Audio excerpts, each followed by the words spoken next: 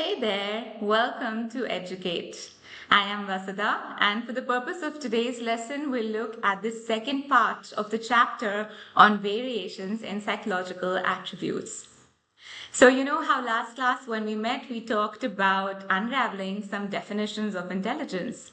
We tried to understand what is it that makes one individual more intelligent than the other. Why are some people called brainiac and others are called smarty pants? Right? So, to understand and explore the concept of intelligence more, we deep dive to understand the theories of intelligence. As we looked at some of the theories, we explored that there were two core types which the theorists came on about. These were the psychometric theories and the information processing theories. Psychometric theories suggested that human beings have to have some metric of intelligence within themselves. This metric could be either the ability to solve problems, or a general factor, or a specific factor, as suggested in Charles Spearman theory, or it could be to do with the processing at different levels, which was the levels processing theory. Either, if not levels processing, Louis Thurstone suggested that there are the theory of 7 primary mental abilities, and if you had those mental abilities, you were said to be intelligent. However, that was also negated by J.P. Guilford, who came up with the Rubik's theory. Remember? So those were some of the things. This was a quick revision from last class. I hope you guys were able to recap a little. Today's class, we will explore the information processing theory type. Okay, now these theories are very different from psychometric. The metric theories associated a number to intelligence. However, these information processing theories suggest that it is not so much about the number of intelligences that you have. However, it is about how you use those intelligences to find a solution to the problem that you're experiencing in your present world. Okay, let's go and let's explore. And also, let's have fun. As we unravel theories of intelligence, please keep in mind the several definitions of intelligence which you've learned. I suggest that you keep any one definition of intelligence in your mind at all times. This will truly help you to understand the theories better. Let's go. Let's start the very first theory suggested by Howard Gardner. Howard Gardner was a very interesting psychologist, guys. He was rather interested in how individuals are more intelligent than other individuals who aren't that intelligent. So he discovered these 8 different types, and he suggested that all individuals have these 8 intelligences. What makes one person more intelligent is the way these intelligences interact with each other to produce novel solutions to problems. What Howard Gardner also suggested was that each of these intelligences are quite distinct from each other. They seem to be, if you look at these intelligences, each of these intelligences are very independent of each other, yet they come together and interact with each other to find interesting solutions to the problems that an individual is faced with. Okay, so first off, according to Howard Gardner, all of these intelligences, they are independent entities. They are not dependent on each other. The second thing he suggested is that all of them, they are very distinct from each other. As you can observe from the list displayed in front of you, each of these intelligences seem to be very independent and different. They are various, they're varied in their abilities. And last off, they all beautifully come together to interact with each other whenever required to solve problems. Now let's deep dive to understand what these types of intelligences are all about. So the first one is linguistic. As the name suggests, linguistic intelligence is very high in individuals who are very good with their verbal skills, with their expressive skills, such as writers, poets, who are very good with vocabulary and effortlessly express themselves beautifully. Those are high on linguistic. Then, of course, we have logical mathematical intelligence. These types of intelligences are very high in individuals who have logical, analytical thinking, such as mathematicians and scientists who are able to have a lot of abstract and logical thinking. Okay. Up next, we have spatial intelligence. This kind of intelligence is very high in individuals who are able to transform mental images, right? Such as drivers, such as pilots, such as dancers, right? All of these individuals who are high on spatial intelligence are able to tell the distance between objects, and they interact with them very intelligently so that they don't bump into it. Okay. Musical intelligence is the type of intelligence which is very high in individuals who have the ability to, admire, appreciate music. These individuals are able to understand the musical notes from different pitches, tones, and tunes, and tend to exhibit high musical intelligence. Up next, we have bodily kinesthetic. Those individuals who are very flexible, who are able to have beautiful movements in their body, such as ballerinas or dancers or individuals who can move, who are gymnasts, are said to display high amounts of bodily kinesthetic intelligence. As the name suggests, intrapersonal intelligence is to do with an individual having a good hold of self-awareness about themselves. These individuals are very aware about how they feel, why they behave the way they do, how they interact with other individuals. So that high level of self-awareness, of knowing of oneself, or one's feelings, or one's emotions, of one's behaviors, is intrapersonal intelligence. Up next, we have interpersonal intelligence. Just like intrapersonal is to understand the self, interpersonal is to understand another individual. So how well are you able to understand your peers, your parents, all the social agents around you?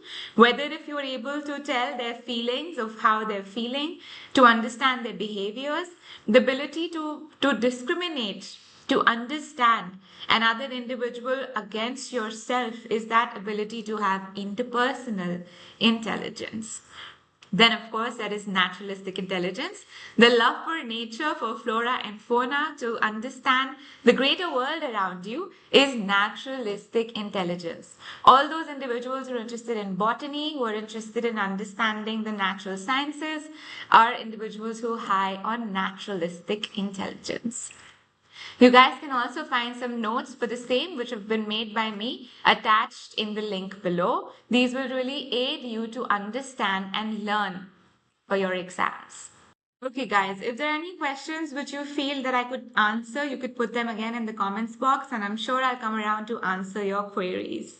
I hope you're clear on Howard Gardner's theory. We're going to move on to the next theory of information processing, theories of intelligence. The second type of intelligence, the information processing theory that we'll look at, is Robert Sternberg's Triarchic theory. Now, if you essentially look at a triangle, you'll find theory has three interesting components. Let's look at these components together to understand the theory. Robert Sternberg's theory suggests that it defines, in fact, intelligence to be the ability to shape, adapt, and select one's environment. Here, shaping of the environment and selecting and adapting to the environment is focused upon to accomplish whatever goals you've got, right? Whatever goals which not only you creating those goals, but also the culture creating those goals. So the whole idea, class, is for you to be able to shape, to adapt, and to select the environment which you're choosing to. All right. Now, if you look at the theory, you will focus upon those three components which are in front of you.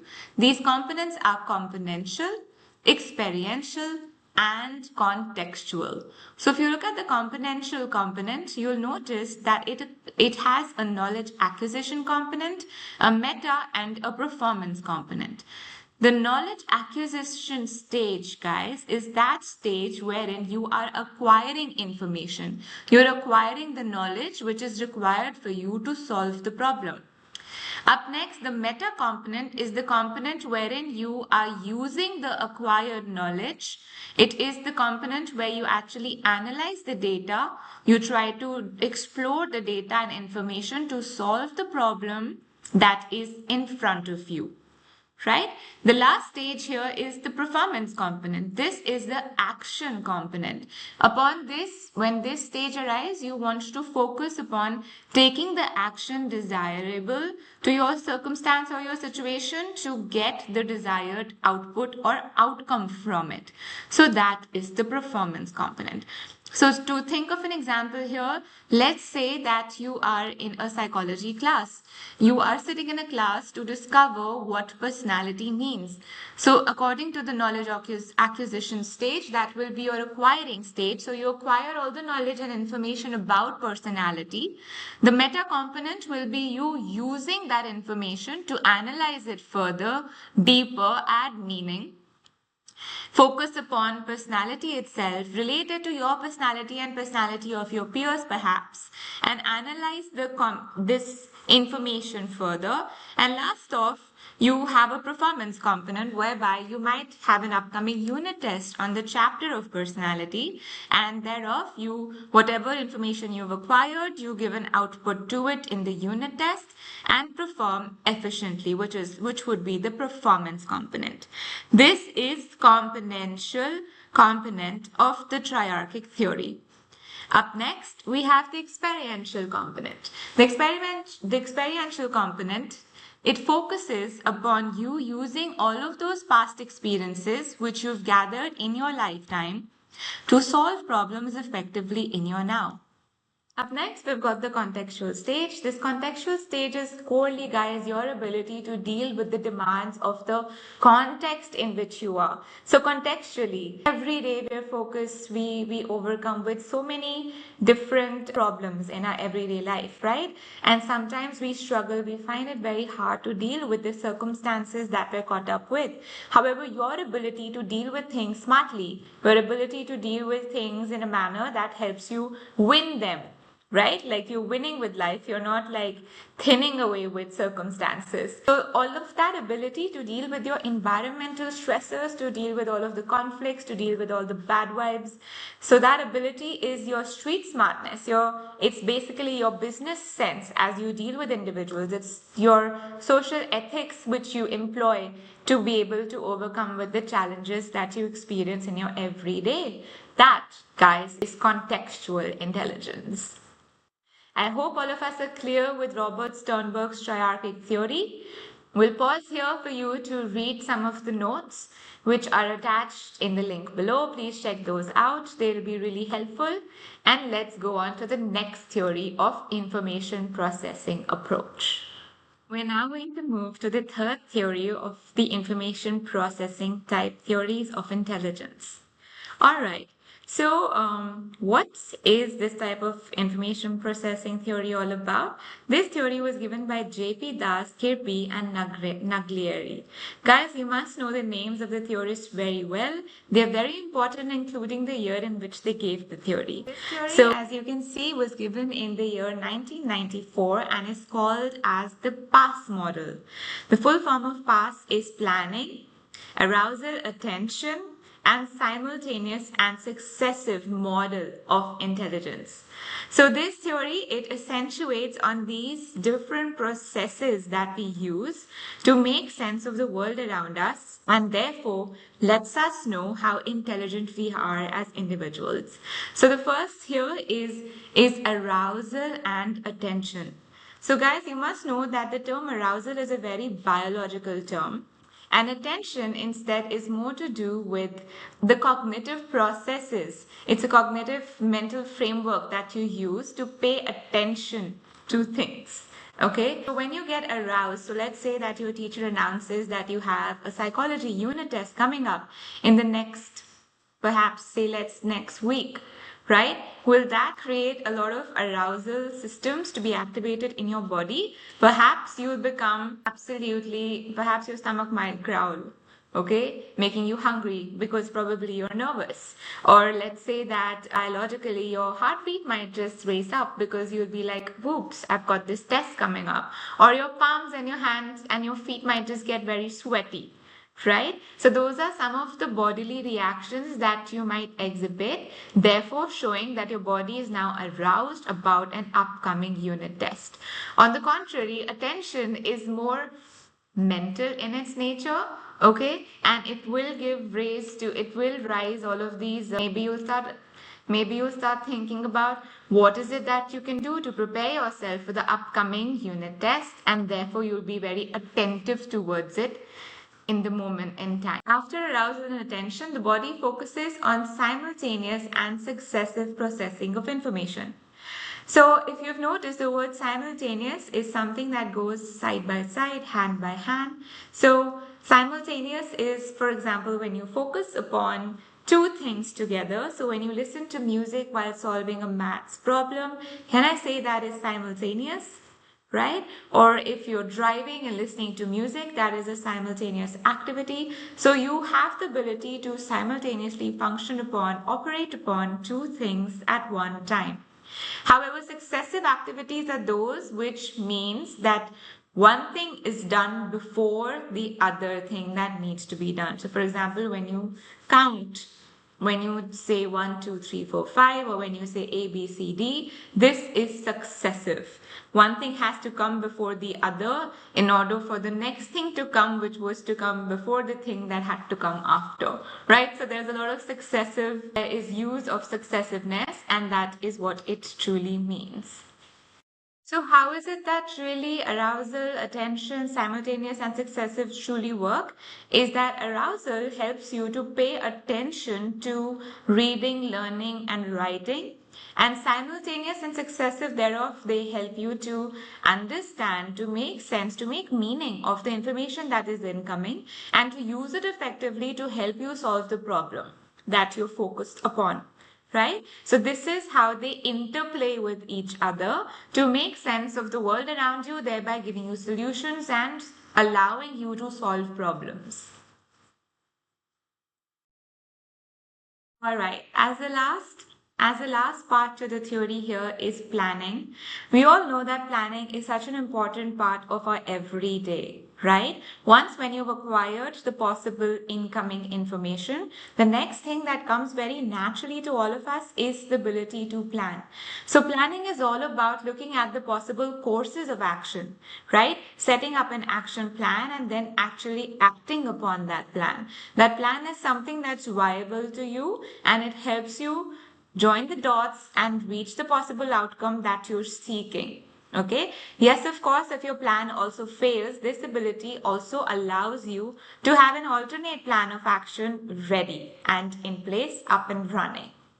So this is the planning aspect of J.P. Das, Naglieri and Kirby's PASS model.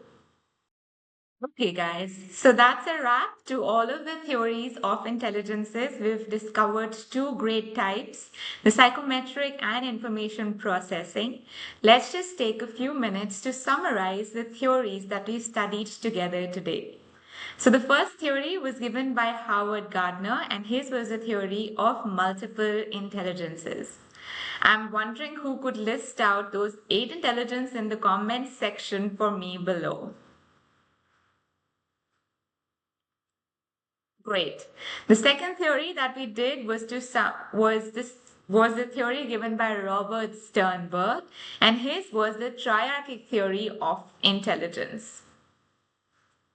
The third theory, which we discovered together today, was given by J.P. Das, Naglieri, and Kirby. This theory was called as the PASS model of intelligence. Can anyone quickly write out the full form of PASS in the comments section below? The full form of PASS is planning, arousal, attention, simultaneous and successive, ability to intelligence. All right, great. That's a wrap to today's little session that we had on the information processing theories of intelligence. We will meet again shortly to discover more interesting, fascinating aspects of intelligence. Signing out, thank you for your time and focus. Bye.